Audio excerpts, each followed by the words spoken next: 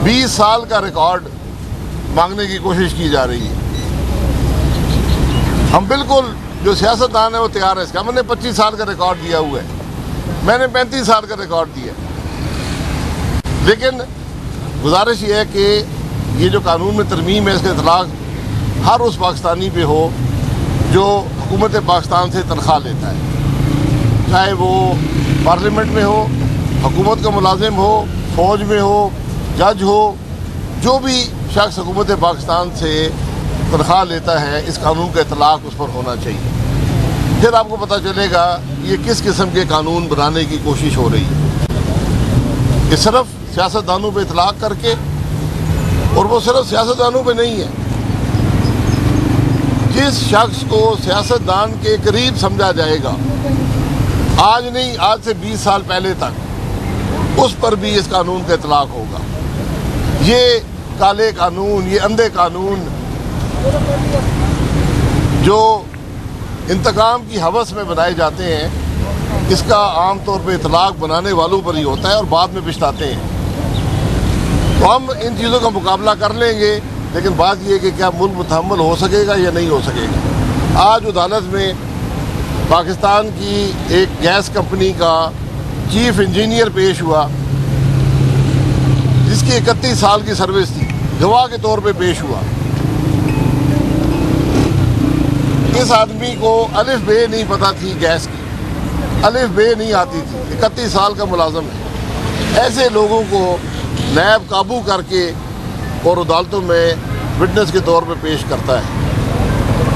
अगर आज नैब के केस बनने हैं तो वो इन वज़रा पर बनेंगे जिन्होंने पाकिस्तान में एनर्जी के शोबे को तबाह कर दिया है। आज 4 वज़ीर, 3 साल गुजरे हैं, 4 वज़ीर तब्दील हो चुके हैं, चौथे वज़ीर अब हैं, और हर वज़ीर आके दूसरे की नफ़ी करता है। मौजूदा वज़ीर साहब ने कहा कि जनाब 6 महीने पहले पुराने वज़ीर ने कहा था जी बड़ा जुल्म हो गया मुल्क के साथ, बिजली के कारखाने बहुत ज़्यादा लग गए और महंगे लग गए, और वो वज़ीर वजारत से निकाले जाने के बाद भी पार्लियामान में यही बातें कर रहा है। पिछले हफ्ते भी यही बातें की हैं। जो मौजूदा वज़ीर हैं उनका बयान पिछले हफ्ते ये था कि कारखाने तो लगा दिए हैं लेकिन गैस का बंदोबस्त नहीं किया, और हम पे केस अदालत में ये है कि पाकिस्तान को गैस की ज़रूरत नहीं थी और आपने गैस LNG के ज़रिए मुहैया कर दी है। तो हमें बता दें यार हमारा जुर्म क्या है, हम क्या करें, क्या आपको गैस चाहिए थी या नहीं चाहिए थी। इन वज़ीरों में इतनी इखलाकी कदर भी नहीं है ये कह सकें कि इस बिजली की ज़रूरत थी और गैस की ज़रूरत थी।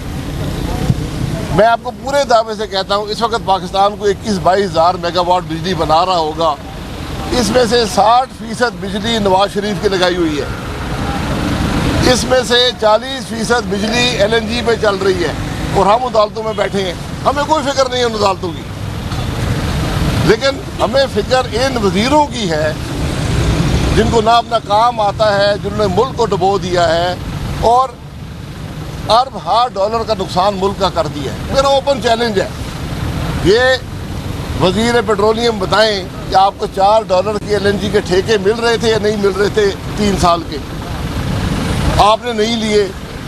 अभी जो आपने टेंडर दिया है वो $11 की LNG का आया है, आप LNG खरीदेंगे नहीं, बिजली बंद हो जाएगी। वो टर्मिनल, और ये सबसे मज़े की बात है, वो टर्मिनल जिसका केस आज यहाँ चल रहा है उसको, और उसमें केस ये है कि ये टर्मिनल की ज़रूरत नहीं थी, ये लगाया गया है, इसकी रकम देनी पड़ती है। ये टर्मिनल 96% कैपेसिटी पे चल रहा है, आज 7 साल हो गए। इस टर्मिनल को इस अगले हफ्ते में 5 दिन बंद करना है, और काबीना ने 2 दफ़ा फैसला किया कि हम बंद नहीं कर सकते, पाकिस्तान की बिजली बंद हो जाएगी। नैब का चेयरमैन सुप्रीम कोर्ट का जस्टिस रह चुका है, उसको ये बातें मालूम नहीं है। वो टर्मिनल जिस पर हम पे केस है कि ये गलत लगाए, लगना नहीं चाहिए था, आज हुकूमत उसको 5 दिन के लिए बंद नहीं कर सकती कि मुल्क की मईशत पे असर पड़ेगा। ये मुल्क के हकाइक हैं।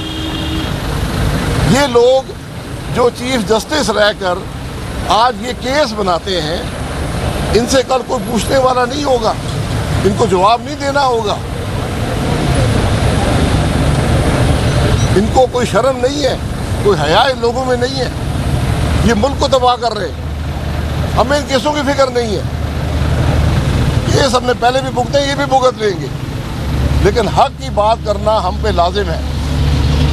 इस मुल्क की जो तबाही आज हो रही है वो चेयरमैन साहब को नजर नहीं आती, ये वजीर नजर नहीं आते जिन्होंने अरबा डॉलर का पाकिस्तान का नुकसान कर दिया, जिन्होंने मईशत को तबाह कर दिया। आज पूरी इंडस्ट्री कराची में बंद है इनकी नालायकी की वजह से। बिजली डीजल और फर्नेस ऑयल में बन रही है। स्टेट बैंक कहता है कि 234 अरब का फायदा सिर्फ 3 साल में एलएनजी ने दिया है बिजली की मद में। तो आज बिजली एलएनजी से बननी चाहिए थी। ये हकायक है मुल्क के। बाकी कोई इजराइल जा रहा है, कोई हिंदुस्तान जा रहा है, कोई अफगानिस्तान जा रहा है। यार अपने मुल्क की फिक्र करें। मुल्क किधर जा रहा है? मुल्क के बारे में कोई सोचने वाला है?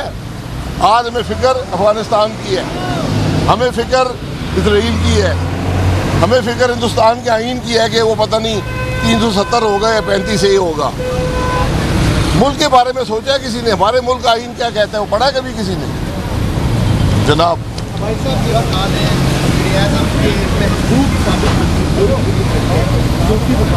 इसराइल का दौरा करके आए हैं, क्या लग रहा है कि ऐसा तो नहीं इसराइल को तस्लीम करने का मंसूबा बना? नहीं, मैंने पता कराया। ये जो आपका वो गए थे उधर ये रिंग रोड के प्लॉट बेचने के लिए हकीकत है इसराइलियों को। बाकी उनको आता क्या है मुल्क के बारे में मुझे बता दें। अवैध साहब ये बताइएगा कि वज़ीर-ए-आज़म साहब ने अमेरिका को अड्डे देने से मुताल्लिक कहा है कि उन्होंने बड़ा कैटेगोरिक स्टांस लिया है, एब्सोल्युटली नॉट। तो पाकिस्तान के हवाले से वज़ीर-ए-आज़म साहब की जो उनका मौक़िफ़ था वो वहीं पे स्टैटिक है। तो आप क्या समझते हैं कि पाकिस्तान पे कोई प्रेशर आएगा या उस प्रेशर को बर्दाश्त करते हुए वज़ीर-ए-आज़म साहब अपने मौक़िफ़ पे कायम भी रहेंगे? देखिए, पहली बात ये है कि हमें ये नहीं पता कि उन्होंने अड्डे मांगे हैं या नहीं मांगे। पहले ये सवाल का जवाब आ जाए। फिर दूसरा बात ये है कि हमारे मुल्क को आज बने 74 साल हो गए। 74 साल में पाकिस्तान में फौजी अड्डे बैरून मुल्क अगर दिए गए हैं वो सिर्फ आमरों ने दिए। किसी पाकिस्तान के इलेक्टेड वज़ीर-ए-आज़म ने ये काम नहीं किया। ये इसकी हकीकत है। सिर्फ हमें ये बता दें, पार्लियामान को बता दें कि आपने अड्डे मांगे किसी ने, और अगर मांगे तो किस मकसद के लिए मांगे, और जो मायदे आपके हैं अमेरिका के साथ उनका आज क्या स्टेटस है? क्या उनके तहत आप rights of communication, air and land communication देने पे आप पाबंद हैं या नहीं है? ये हकायक है आज बोल। अच्छा, ये बता दो कि आपकी नून लीग की सियासत की सियासत नून लीग पे मरीम नवाज ये कहती है कि अगर हुकूमत छोड़ के उठाए तो नवाज शरीफ मुल्क वापस होने को तैयार है। क्या आपको लगता है कि नवाज शरीफ को कत्ल करने का मंसूबा बनाया गया कि ध्यान दिया जाए? हमारी सियासत पाकिस्तान के अवाम के मसाइल की सियासत है। मैंने कोई नाम लिया इमरान खान का, ये PTI का, और उनसे कोई ताल्लुक नहीं है। वो नाकाम हुकूमत है, नाकाम वज़ीर-ए-आज़म है, नाकाम जमात है। जिस तरह वो इक़्तिदार में आए थे पूरा पाकिस्तान जानता है, पूरा पाकिस्तान भुगत रहा है। नवाज शरीफ साहब इलाज कराने गए थे, इलाज करा कर आएंगे। अगर आप को नहीं पसंद ये बात तो अपना जोर लगा लें। ये बताइए इंडिया में